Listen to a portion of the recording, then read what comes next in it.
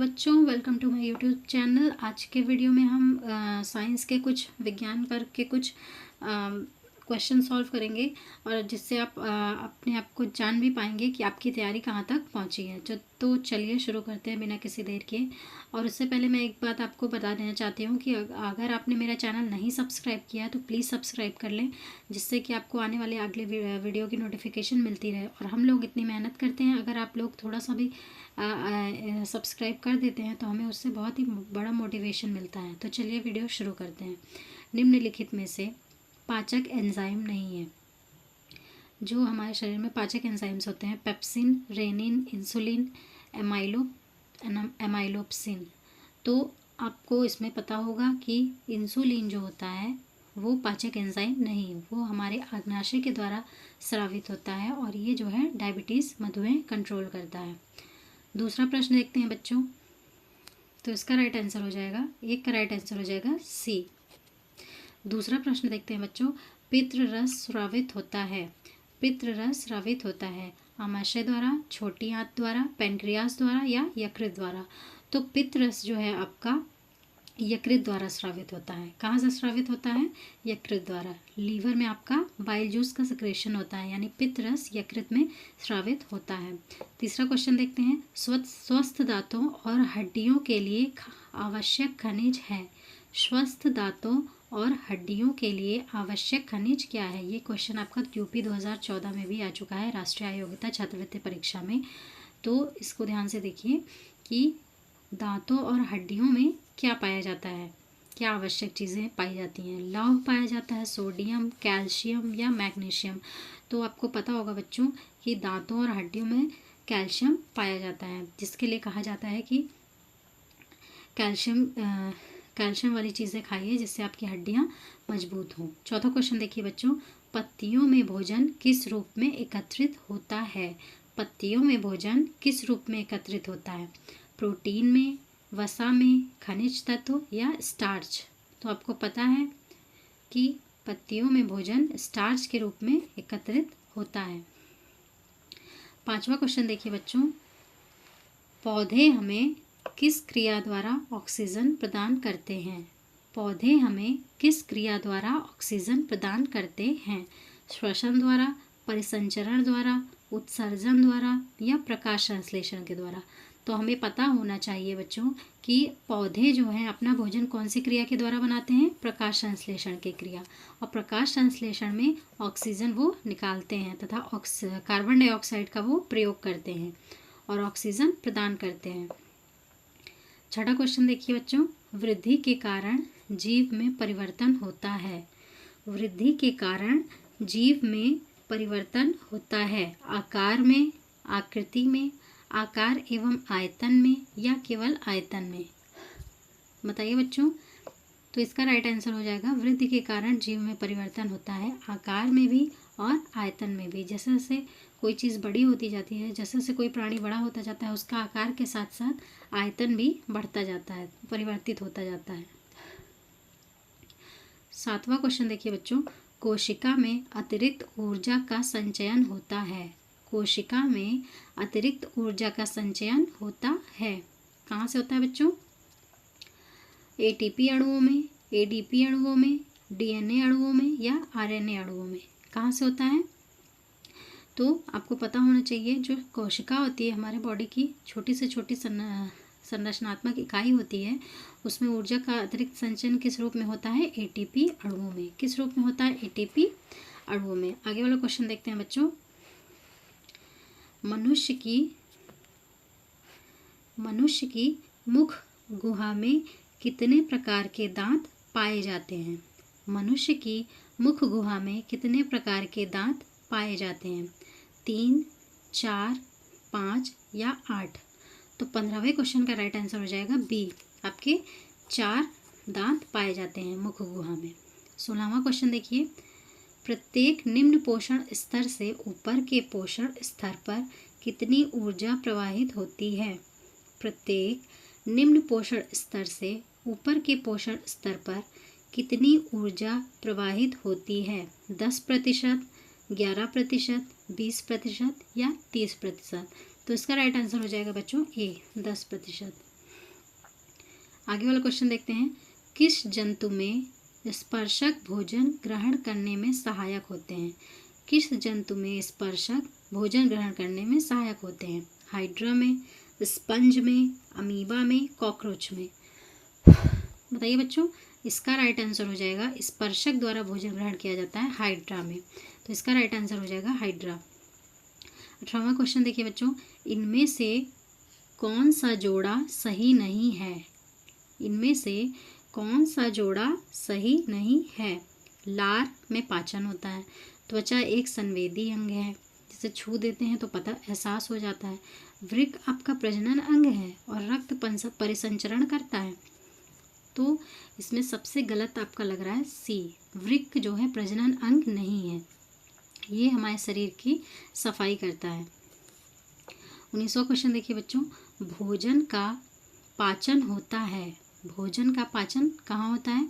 Grass नली में, ग्रहणी में, यकृत में, बड़ी आंत में। कहाँ पे होता है? भोजन का पाचन होता है ग्रास नली में, ग्रहणी में, यकृत में या बड़ी आंत में। तो राइट आंसर हो जाएगा आपका बड़ी आंत में। आगे वाला क्वेश्चन देखते हैं बच्चों, कौन सा अंग अमीबा को भोजन ग्रहण करने में मदद करता है? कौन सा अंग अमीबा को भोजन ग्रहण करने में मदद करता है? संस्पर्शक, सीलिया, कूटपाद, कशाभिका। तो इसका राइट आंसर हो जाएगा अमीबा जो है कूटपाद के द्वारा अपना भोजन ग्रहण करने में मदद करता है। 21वां क्वेश्चन देखिए बच्चों, खरगोश में आहार नाल का कौन सा भाग सेल्यूलोज के पाचन से संबंधित है? खरगोश में आहार नाल का कौन सा भाग सेल्यूलोज के पाचन से संबंधित है? रुमेन, ग्रहणी, सीकम या ग्रसनी? तो इसका राइट आंसर हो जाएगा बच्चों सी, सीकम। आगे वाला क्वेश्चन देखते हैं बच्चों, ये हाइड्रा अपना भोजन प्राप्त करता है, कहाँ से प्राप्त करता है बच्चों? हाइड्रा अपना भोजन प्राप्त करता है कूटपाद पादों द्वारा, मुख द्वारा, स्पर्शकों द्वारा या चोंच द्वारा। तो आपको पता होना चाहिए बच्चों, हाइड्रा अपना भोजन प्राप्त करता है स्पर्शकों द्वारा। एक क्वेश्चन अभी हमने और करवाया था, हाइड्रा अपना भोजन स्पर्शकों द्वारा प्राप्त करता है। ये क्वेश्चन आपके ये जितने 3-4 क्वेश्चन ऊपर दिए हुए हैं, जो मैंने अभी सॉल्व करवाए हैं बच्चों, ये जो है आपके पूछे जा चुके हैं, तो इसको ध्यान से पढ़िएगा। आगे वाला क्वेश्चन देखिए बच्चों,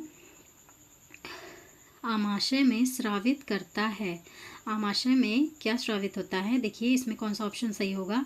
तनु हाइड्रोक्लोरिक अम्ल, तनु सल्फ्यूरिक अम्ल, तनु साइट्रिक अम्ल या तनु नाइट्रिक अम्ल? कौन सा होगा बच्चों? तो इसका राइट आंसर हो जाएगा 9 का हो जाएगा राइट आंसर आपका ए, तनु हाइड्रोक्लोरिक अम्ल आमाशय स्रावित करता है। आगे देखिए बच्चों, जठर रस स्रावित होता है, जठर रस स्रावित होता है, कहाँ से स्रावित होता है बच्चों? यकृत द्वारा, आमाशय द्वारा, छोटी आंत द्वारा या डी आग्नाशय द्वारा?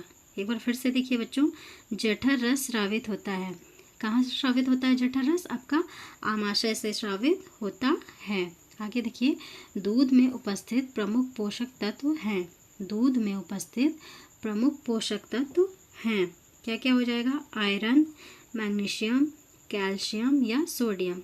तो 23 का आपका राइट आंसर हो जाएगा सी, कैल्शियम। आगे देखिए बच्चों, कीट बच्ची पौधे उन स्थानों पर पाए जाते हैं जहां भूमि में कमी होती है। किस चीज़ की कमी होती है बच्चों? कीट बच्ची पौधे कहाँ पाए जाते हैं? कीट बच्ची पौधे वो पौधे होते हैं जो कीटों का भक्षण करते हैं, जो कीटों को खाते हैं। नॉर्मली पौधे अपना भोजन स्वयं बनाते हैं, लेकिन जो कीट बच्ची पौधे होते हैं वो कीड़ों से अपना पेट पालते हैं। तो कहाँ पर पाए जाते हैं पौधे? जहाँ पे नाइट्रोजन नहीं होती या ऑक्सीजन नहीं होती या कैल्शियम नहीं होता या फॉस्फोरस नहीं होता। तो इसका राइट आंसर हो जाएगा आपका ए, नाइट्रोजन। कीट बच्ची पौधे वहाँ पाए जाते हैं जहाँ पर नाइट्रोजन नहीं होती है, भूमि में नाइट्रोजन की कमी होती है। लार में कौन सा एंजाइम पाया जाता है?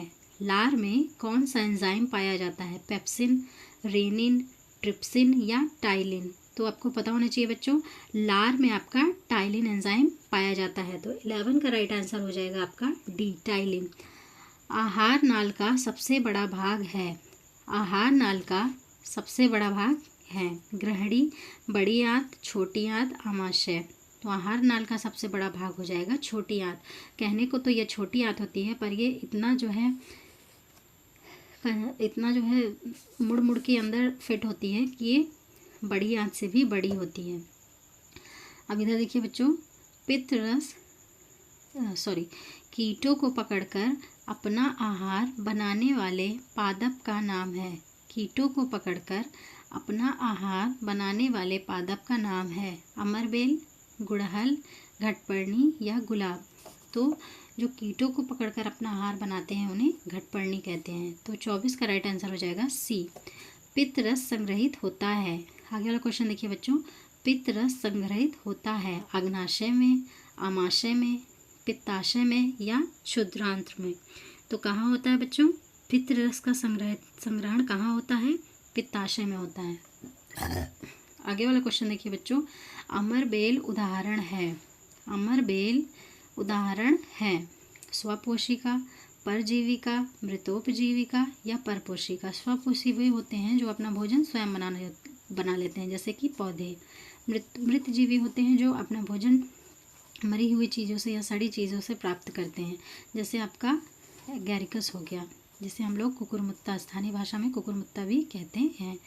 परपोषी जो अपने भोजन के लिए दूसरे पर निर्भर हो उन्हें परपोषी कहते हैं। और परजीवी जो दूसरे से अपना भोजन, दूसरे जीवों से अपना भोजन ग्रहण करें उन्हें परजीवी कहते हैं। तो 26 का राइट आंसर हो जाएगा आपका बी, अमरबेल परजीवी का उदाहरण है।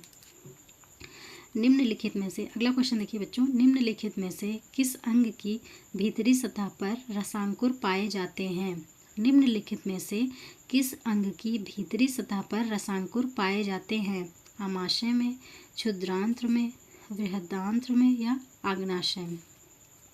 तो इसका राइट आंसर हो जाएगा बच्चों क्षुद्रांत में, छोटी आंत के अंदर रसांकुर पाए जाते हैं। पित्त रस उत्पन्न होता है, कहाँ उत्पन्न होता है बच्चों, पित्त रस उत्पन्न होता है पित्ताशय में, यकृत में, रक्त में या प्लीहा में। तो पित्त रस आपका उत्पन्न होता है यकृत में। तो इसका राइट आंसर हो जाएगा 28 का राइट आंसर हो जाएगा बी। इधर देखिए बच्चों, प्रत्येक जबड़े में क्रंदक दांतों की संख्या होती है। प्रत्येक जबड़े में क्रंदक दांतों की संख्या होती है। तो 2, 4, 6, 16। तो 13वें का राइट आंसर हो जाएगा बच्चों बी, 4। प्रत्येक जबड़े में क्रंदक दांतों की संख्या 4 होती है। कूड़पाद की सहायता से चलने वाले प्राणी हैं। कूड़पाद की सहायता से चलने वाले प्राणी हैं। तो इसका राइट आंसर हो जाएगा बच्चों अमीबा। ये क्वेश्चन हमने अभी और हल करवाया था कि कूड़पाद की सहायता से चलने वाली प्राणी को अमीबा कहते हैं। तो बच्चों, इतने सारे क्वेश्चन मैंने आपको हल करवाए। अगर आपको इसमें कोई भी कन्फ्यूजन लगता है तो आप तुरंत कमेंट बॉक्स में हमसे पूछ सकते हैं। और आगे जो भी तैयारी करनी है आप हमें ज़रूर कमेंट बॉक्स में बताइएगा, हम आप उसकी तैयारी आपको ज़रूर करवाएंगे। Thank you.